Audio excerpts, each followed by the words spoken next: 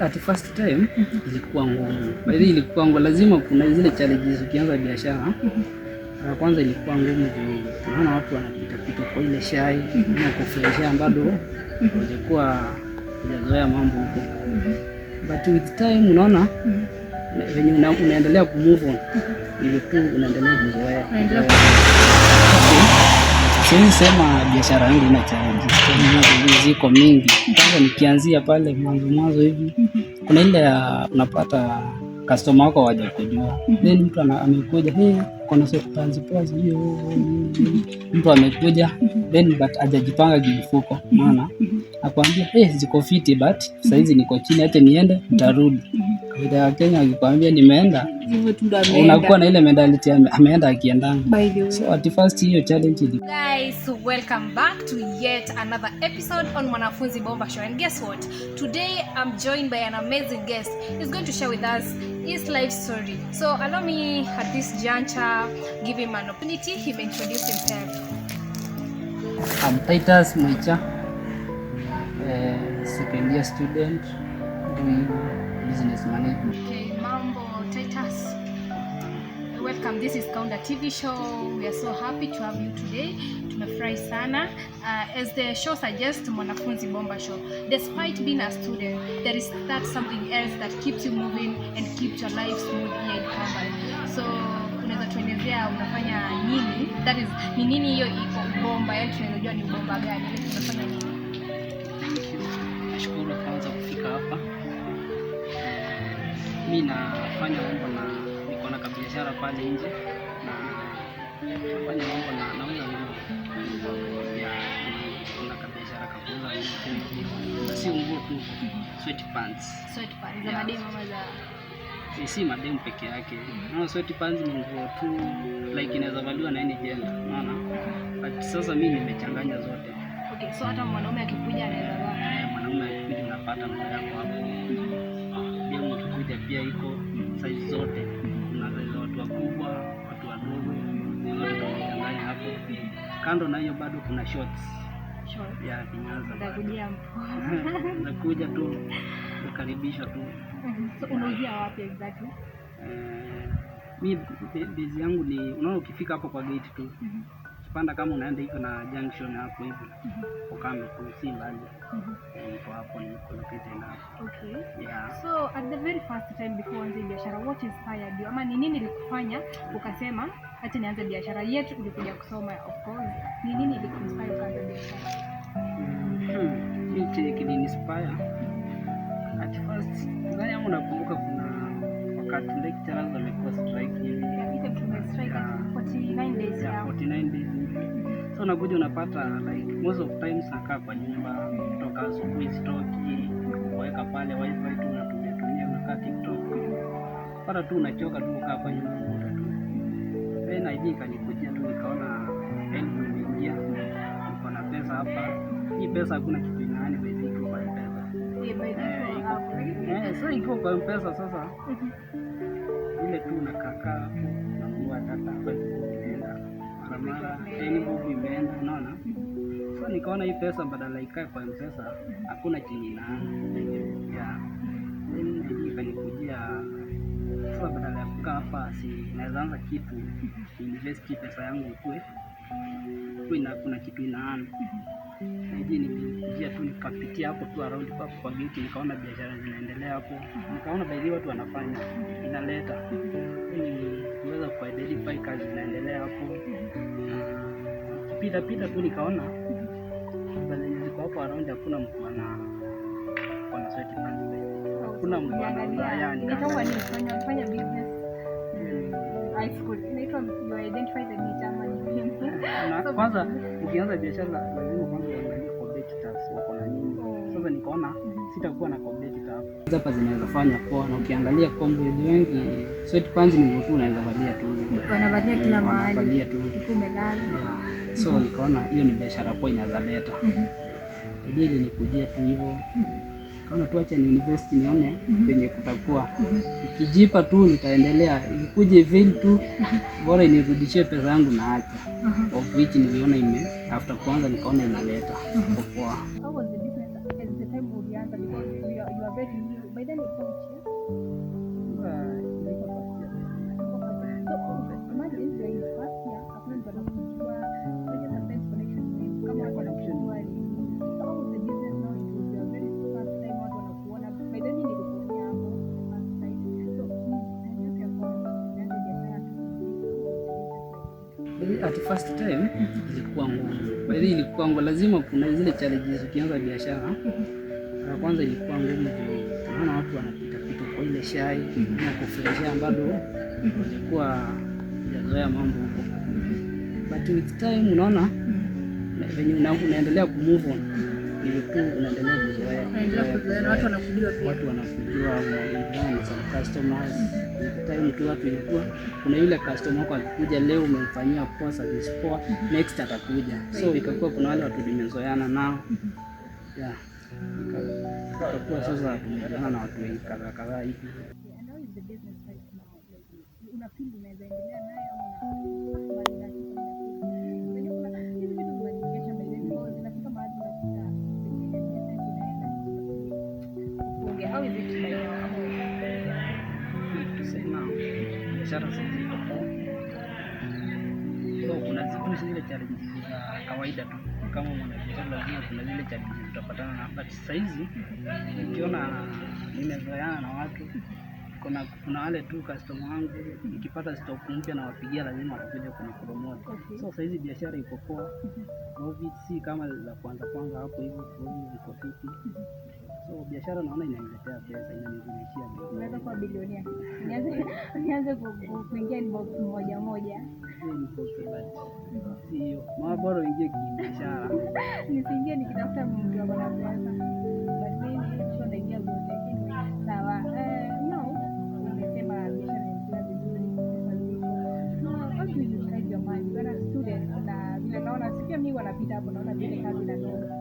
So uko na mapesa. How do you utilize your money now that you're just a student? You know that kulala kwenda kukula. Unafanya nini na hizo pesa? Because I can see you are becoming a multi-millionaire. For me, so invest.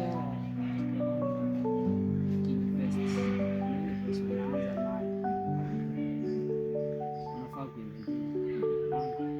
Ukiangalia faida una make, so for me pesa napata kwanza na ile capital yangu, kama faida niko nayo si lazima capital inaendelea nikiongezea stock ili biashara igrow. Huwezi mendini mahali pamoja. Huwezi ngoji ile ya kusema utauza hizi zikiisha niende niangalie chenye nimepata. Hapana, sasa kuna ile nisha make faida out of my profit, faida nakata kiasi na kuisha kwa capital. A business.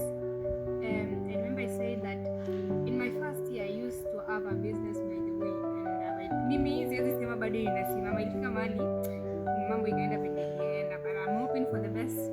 Hata mimi ndangangana because I know you're going to give us the tips za kufanya biashara. Na umetupea tips by the way, I can still rudisha. So in a business there must be challenges that we people, business personnel and all any entrepreneurs, whether be a comrade ama any other entrepreneur, tuna face challenge mingi pale kwa biashara. So can you please tell us what are some of the challenges that you go through? Kama biashara hii ina challenge ziko mingi. Kwanza nikianzia pale mwanzo hivi, kuna ile unapata customer wako hawajakujua, then mtu amekuja kuna sweatpants plus hiyo, mtu amekuja then but hajajipanga kifuko, maana akwambia ziko fiti but sasa hizi niko chini, acha niende nitarudi. Baada ya Kenya akikwambia nimeenda, unakuwa na ile mentality ameenda akienda. So at first hiyo challenge ilikuwa watu mtu ameenda na ameenda akienda, so unashangaa labda wazangu ndizo ziko fiti ama ni nini, but ukiangalia watu by that time pesa ilikuwa imeisha by then.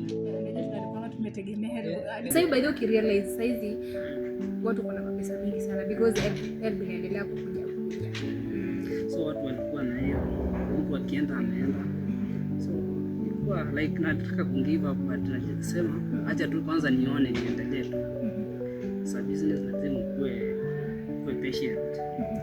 Then challenge nyingine naona saizi venye kumekauka by the way, vumbi ni mingi hapo, niko kando ya barabara, so gari zikipita hivi vumbi, ile vumbi natua kwa manguo hivi, so na keep kupanguza nini, alafu ikipata sana inachafuka na chaka pia because some drive kipa hiyo.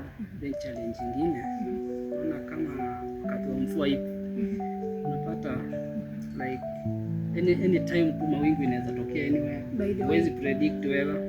Then sina nyumba tina niko tu hapo permanent, ile tunakuja naweka natoa jioni. After sasa mawingu inaweza kuja after tu immediately nimefungua hivi inakuwa tu imekuja na hakuna mvua inanyesha, but inaonyesha inaweza nyesha tu, so unafungua na baada hata unafunga sijauza nafunga. Unaweza pata imekuja tu hivyo hivyo, after nishafunga hivyo mawingu inapotea tu. Hiyo ni challenge nyingine inapitia. Napitia hapo sema ni ile wakati wa classes. By the most of the time wakati wa exam si ati lazima kuwe most of time uko hapo, unataka kupitia notes kiasi, so most of the time wakati wa exam nilikuwa nimefunga tu. Unaweza pata kuna customer alikuwa anatafuta, so anaweza nipigia simu na niambia wewe nilikuwa nimekuja kwako sikuoni, kwani uko wapi? So unapata wakati wa exam most of times nimefunga. By the way, so since you are a student na umesema that is one major challenge mara uko na class mara uko na, how are you able to manage to attend classes at the same time uende kwa biashara yako? How are you able to balance these two things? Unapata for me now most of the times nafungua either evening ama hapa after lunch. Hiyo ndio wakati tu nakuwa klasi zangu zimeisha hivi, so wakati sina class ndo nafungua, ama nikifungua lunch time na niko na class ya jioni naacha best yangu tu hivyo ananitungia hivi for the 1 hour na 2 hours. After nimemaliza narudi kwa biashara yangu. Sasa for example mimi ni best yako by the way, alafu niachie biashara yako nikuangalia, are you sure nikirudi nimefanya the right way ama nimekukod, ama unarudi unahesabu nguo unaangalia bado ziko si kama si hivyo, but unaona kuna ile best yako na trust yule unaaminia tu na yule unajua hizi kuangusha. But hapana, sio wanasema adui yako sijui rafiki yako ndo adui yako, like lazima tu kuamini tu, amini tu na imani ya Yesu, na imani ya Yesu tu, muamini tu. Yeah, then si ati ukimwacha hivi utamwacha bure. Kuna kale kati utampea tu, siwezi sema ni kumlipa, but kuna ile tu kitu unampea fee appreciated. Anyway, so thank you so much for that juncture. Naona director wangu ananiambia muda unakwisha, but kuna mtu kama mimi venye nilikwambia nilikuwa na biashara ikaanguka. Kuna mtu pale nje anasema elba yangu kiingia hivi naanza na biashara kadogo. Kuna mtu anasema wazazi wangu naweza waambia wanianzishie biashara. How can you advise us? So what I can say on that ni jitume tu, ukipata chance ingia kwa biashara, ingia tu, bora tu ikuwe ni legal business, usiingie kwa vitu ambazo hazitakiwi za bandi vitu ngawa inakata. Bali ukianza illegal business obviously itaanguka. Watu wanasema kazi ni kazi. Pesa na isemi inatoka. Kama nikikupea pesa sasa hii itakwambia ukitoa kwa bure. Vitu unaangalia ukianza biashara, the factors are. So kuna venye unaangalia the economy venye iko, gava chenye inahitaji. Huwezi anza kitu hivyo. Obvious utakuwa lazima utatoa kitu kidogo. Ya ongo, lazima utoe ongo ili iendelee. Of which hiyo ongo ukiendelea kuitoa hivyo, utakuja upate una make losses. Ukidhani una make faida, utajipata una make losses. So wewe ukipata chance ya biashara, anzia biashara na ikuwe acceptable. Yeah. Kitu kingine na kunaweza encourage watu tujitume tu. Ingia kwa biashara. Pesa yako invest mahali pesa inarudisha. Usiende tu pesa umepata ni kupiga sherehe. Same usipige sherehe but sherehe ni lazima. Sherehe ni lazima, of which mimi nakuanga nimetengea. Tega pesa ya sherehe, pesa ya biashara hivyo hivyo. Yeah. Kingine naweza maliza tukimalizia kitu tunaweza sema kwa pale kwa gate mfike mtu support. Kwa hapo support. By this sijasema price. Kuna sweatpants za 200, shorts ni 200, then kuna zile zingine wide length. Hizo ni 250. Okay, na nikibagain. Najua mimi kitu one thing about me lazima tu ni bagain. So nikibagain unaweza fika mwisho ngapi? Leo na feel ni buy short tu. Hiyo ni fixed price. Kuna bashi kwa mahali. Hiyo ni fixed price. But what I do, ukikuja ununue kama mingi hivi 3 4 hivi, hapo tunaweza ongea. Kuna ka discount? Yeah, kuna ka discount. But huwezi niambia ati ukuje ununue moja tu then nikupe discount. Obvious unanitaka kunirudisha. Nataka tukakuweka kwa nyumba uendelee ku scroll TikTok. Hiyo. Yeah. Tunasema tu wewe ukikuja unipromote tu nione vizuri, ama nione wewe ni customer wangu, umekuwa leo umekuja, kesho umekuja hivyo. Naweza kufanyia mambo tu na kuzia vizuri. Ya ka discount. Anyway, thank you so much guys. Amesema anaitwa Titus. She is located hapo tu. Unaona kwa gate ukisonga hata is less than 100 meters hapo hapo. Tufike pale tumpromote guys. Comrade, please tuinue comrade mwingine. So ukifika gate hapo tu mbele, less than 100 meters away, uende hapo mpromote. Sweatpants is only 200, short 200, zingine zile classic yenye unaweza piga sherehe nazo kule Antonio's whatever ni only 250. Tufike pale tu promote. Bila umesikia, don't waste your, in case you get your money, don't waste. Tumia, kazi ni kazi, ejalishi kazi ni gani. Uende pale ufungue mtura, ufungue pale kuuza mayai, ufungue kuuza nguo, ni kazi, ni kazi. Na pesa itasema hii kazi, hizi pesa nilipata mahali fulani. Tusika idols, let's promote our comrade, we raise the economy and we grow together. Bye for now until we meet on the next episode.